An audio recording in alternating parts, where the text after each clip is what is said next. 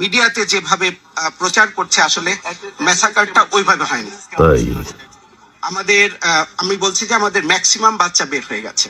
আচ্ছা, আমাদের এখানে যে পরিমাণ বাচ্চা ছিল এই ভবনে ম্যাক্সিমাম বাচ্চা ক্যাম্পাস ত্যাগ করেছিল এবং অভিভাবকরাও চলে গিয়েছিল। এখানে খুব সামান্য কয়েকজন অভিভাবক এখানে ছিলেন, যার ফলে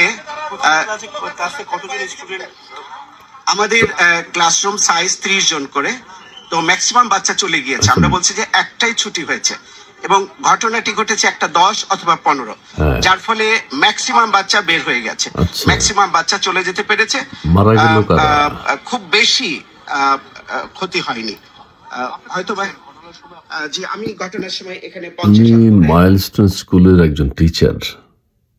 খুব বেশি ক্ষতি হয়নি, খুব বেশি ম্যাসাকার হয়নি, কারণ ওই মৃত্যুর মিছিলে ওনার নিজের কোনো সন্তান ছিল না, উনি নিজেও মারা যাননি। তাছাড়া ওই মাইলস্টোন স্কুলের সমস্ত ছাত্রছাত্রী মারা গেলে হয়তো কিছুটা ক্ষতি হতো, তার বক্তব্য শুনে যা মনে হচ্ছে।